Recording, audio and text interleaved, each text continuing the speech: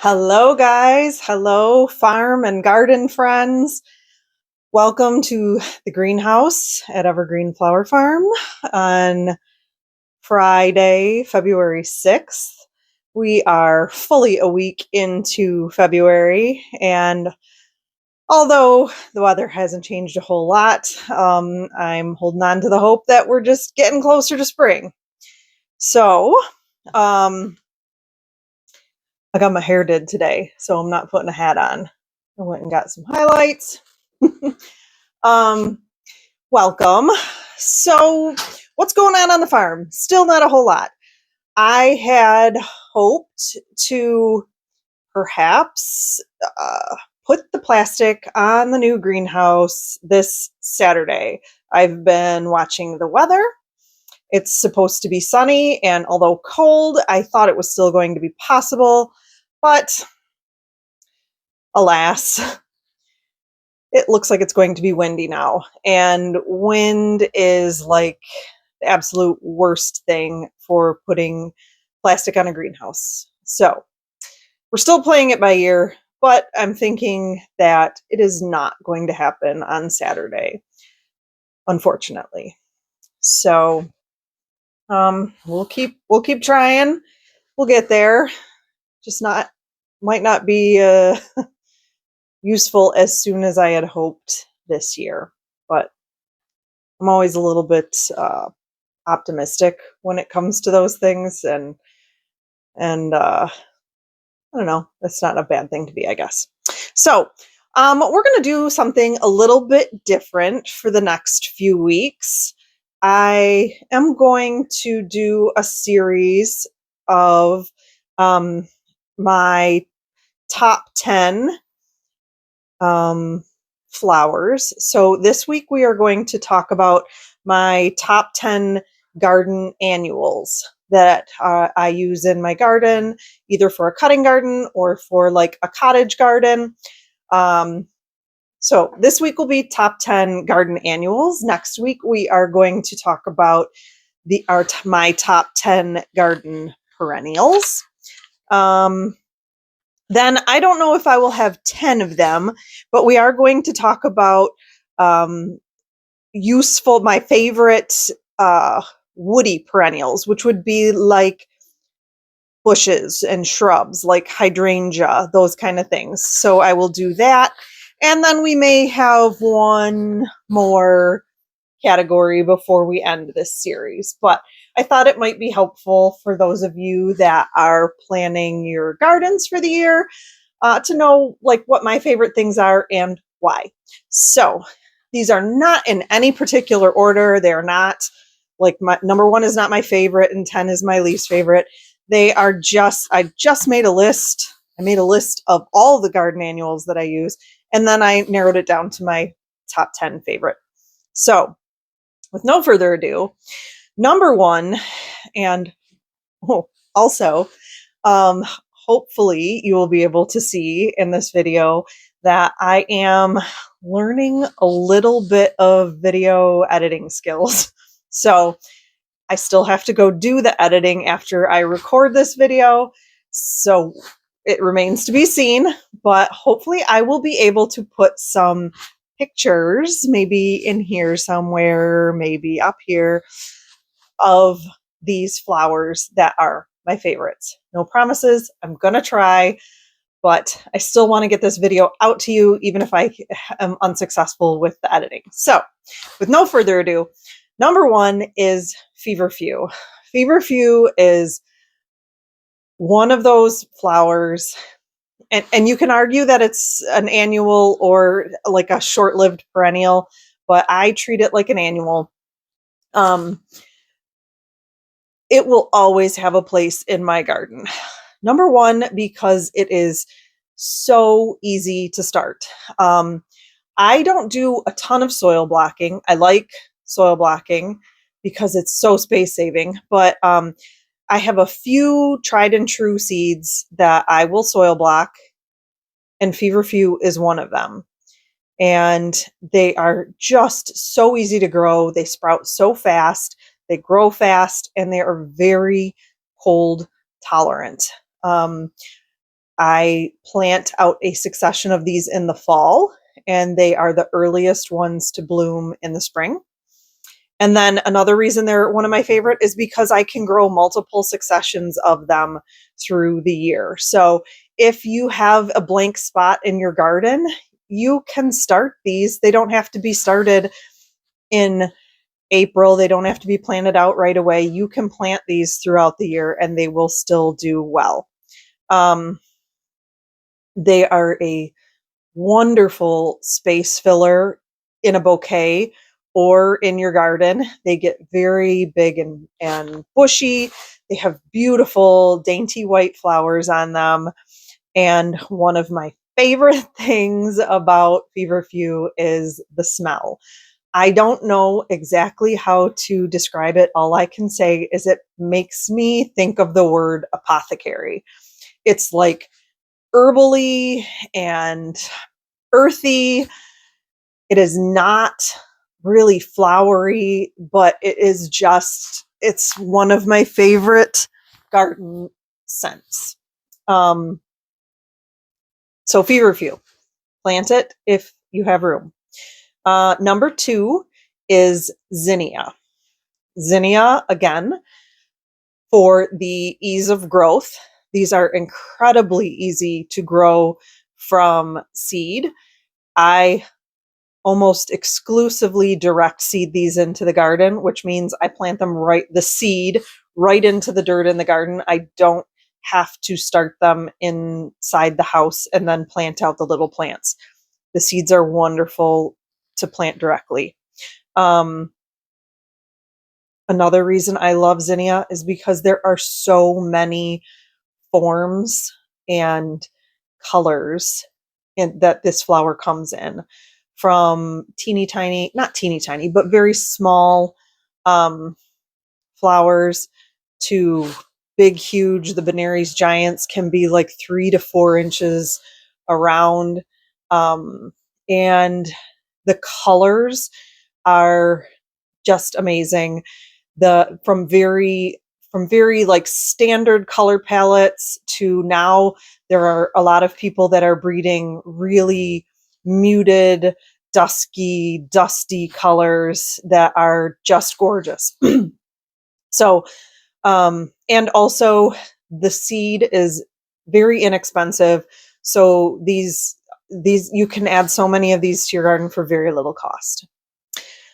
Number 3 is ranunculus. This one is, excuse me, a little more time consuming and difficult to grow, but in my opinion, totally 100% worth the effort. Ranunculus are these, like, they look like miniature roses. They're just hundreds of petals on one flower, and they're huge, fluffy, flouncy blooms in so many different colors. And one reason that I love ranunculus is because it gives me something to do early in the season. I am usually soaking and starting my corms in February sometime, and they are planted out in the garden usually the first week of March, if the weather is cooperating. So it's one of those flowers that just it gets me out in the garden early, and I love them for that alone, along with the beautiful flowers. They're just gorgeous. Number 4 is celosia. Celosia is a heat-loving annual, meaning that it does better in the hotter part of the summer. Doesn't like to be planted when it's still cool outside. My favorite versions of celosia are not, there's like a brain celosia that it's like kind of like a ball, and it looks like brain. Like it's all, I don't know, I'll put a picture up here. But my favorite ones are the feather or the plume celosias. They look so beautiful in a bouquet. They get very tall and work really well in the back of your garden. And also come in really cool colors. There's been a lot of breeding lately to, again, make like muted palettes, dusty, smoky colors. And again, these are very easy to start from seed. I do start some in cell trays to get a little bit of an early start, to get an earlier harvest, but these are another one that you can direct seed right into your garden and they will do well. Number 5 is straw flower. If you've ever seen straw flower, it is one of the coolest things. It's almost like it's dried already. The texture of the actual flower, it's like almost like tissue papers. It feels like a dried flower, even when it's brand new and fresh. That's one of my favorite things about straw flower. Straw flower is incredibly hardy. It loves the cool start. It loves to be planted out early, and it will rebloom all summer long. You can cut on this over and over and over again. It will just keep sending up new branches, and it will stay beautiful in your garden all summer long. And one of my favorite things about straw flower is how hardy it is. The very first year that I started flower farming, I didn't have a lot of infrastructure set up. It's very windy out here, and I lovingly started tons of little baby plants in the basement and brought them out, hardened them off in my greenhouse, and on a beautiful, probably April day, I planted a bunch of stuff out in the garden for the first time with my high hopes. And then within a couple of days, the weather changed. It got cold. It got very windy. And many of my plants got just like beat up. But the straw flower just took it like a champ. It's so hardy. It's so tough. So I would, especially if you live where it's windy, I would highly recommend straw flower. I gotta start moving a little faster because we're gonna run out of time. Number 6 is Saponaria. Saponaria is something I discovered about 2 years ago. It is a beautiful filler flower. It comes in pink and white, as far as I know. I don't think there's any other colors. The earlier successions get bigger and taller. I've grown it as tall as probably 4 feet. It has these tiny, dainty flowers on them, but one stem branches, and they're so big and so full. They're a great space filler, and they're a great bouquet addition. Many of these flowers are gonna be great cut flowers. They are all great cut flowers, but they are great in the garden too. Also incredibly easy to grow from seed. I direct seed these into the garden. I do not start them inside, and they just thrive. Okay. Number 7, Lisianthus. Lizzie is not the easiest thing to start from seed. In fact, I don't start it from seed. I buy plugs. If you want a challenge and you love having something to do this time of the year, they need to be started like end of December, early January. They're incredibly tiny, incredibly slow growing, and so easy to kill. So for that reason, I buy plugs. And when you transplant plugs into the ground, like once you plant Lisianthus, they are so hands off. Basically, water, weed, leave them alone. They just don't need attention. They do amazing. They grow they take a while. You're going to plant them in April. They love a cool start, and they're not going to bloom until end of July at the earliest, most often August. They are going to bloom. So they take up space, and they are slow growers, but they're so worth it. So beautiful. And incredibly long vase life, like 2 weeks in the vase, and with no extra care.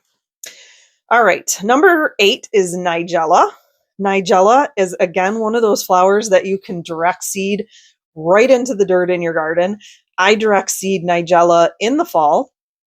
In September, like mid-September, I direct seed it, keep it watered well. It'll sprout and be about an inch or two tall going into the winter. You're going to think it's going to die because this is what happens, but it is incredibly hardy, and it really needs that cold period to do well. So when the weather breaks, it's going to start growing again, and it will grow probably about 3 feet tall. The flowers are these dainty white flowers. There's also a blue variety and a purple variety, really cool looking flowers. The flower doesn't last incredibly long, but what I grow it for is the seed pod that comes after the flower. It's such a neat element. It's so different than anything else that's in the garden, and the seed pod will last forever because it's basically like the dried out, and it's not dried out in the garden. You can pick it and dry it and it will hold up. I have like 2 or 3 year old Nigella dried in the basement in storage boxes. But it'll just last forever in your garden, and it looks so cool. And then if you let the seeds drop, it will reseed itself and you'll have it for years. Number 9 is Campanula. Campanula is, again, one of those flowers that I will not start from seed. It is incredibly hard to germinate. I buy plugs every year. But even though the plugs are a little bit expensive, they are so cool. They're so beautiful. They're big, long stems with these like flowers that look like bells that hang upside down. They look like something that like would come from a fairy garden, or that the little fairies would live in, like maybe little fairy teacups. And they come in white and purple, dark purple and light purple and pink. They're so cool. They bloom pretty early in June. So, when you're really looking for something in the garden, that's the Campanula will show up. They're so neat. They're so neat. The only downside that I have found is that if you get a really heavy downpour, the rain will just like shred the flowers. So I have to give them a little bit of protection if we have storms coming. And then number 10, I wasn't sure I was going to put this one on my list, but I can't not include it in my favorite annuals, and that is the dahlia. I do love dahlias. They have so many wonderful attributes. They come in so many shapes and colors. They're just incredible. They're huge plants. They are not difficult to grow. The most difficult part of dahlias is storing tubers from year to year. But if you can crack that code, you will have dahlias forever, and they will multiply over and over again. And dahlias will bloom from July until the frost kills them in October. You can cut and cut and cut on them, and they will just keep cranking out the blooms. They're just beautiful. The reason I hesitated to put them on my favorites list is because of the pests that we have that make growing dahlias sometimes frustrating. And those are the Japanese beetles and the cucumber beetles. And they tend to show up right when the dahlias are starting to bloom. So if you have a lot of those beetle pressure, you'll be fighting them. But they just might be worth it anyways, because they are so flippin' gorgeous. My garden will always have dahlias. It's kind of like I'll never give them up, but but it's frustrating sometimes. So there you have it. That is my top 10 annuals from the flower farm that I'll always grow in my garden. I think that's it. We're already at 20-minute video. I keep saying that I don't think I have enough to say, and then I just keep going over my 15 minutes. A little hours of daylight update, because I try to do this each week, and it's just getting better and better every week. Sunrise is now at 7:39 in the morning. We're creeping closer and closer to 7 a.m. Sunset is at 5:52, and we officially have. Did we last week? No, this is the first week that we have a 10-hour day. Our hours of daylight are now 10 hours and 13 minutes. So our daylight is over 10 hours again. And we're gaining 2 minutes and 28 seconds of gorgeous daylight every single day. And before the end of February, we will have 11 hours of daylight every day. That is so significant. Like it's so exciting to me. I love watching the days get longer. That's it from the greenhouse. Thank you to everybody that shows up to watch these videos each week. I truly appreciate it. If you get anything out of these, I'm so happy. Share it with a friend. Please like and follow and subscribe, because it makes my videos available to more people. It helps them get pushed out to a bigger audience. Thank you. I hope you guys have a wonderful weekend, a wonderful week ahead, and I will see you back here next Friday. And maybe we won't have quite so much snow. Maybe I won't have to wear my winter gear one day.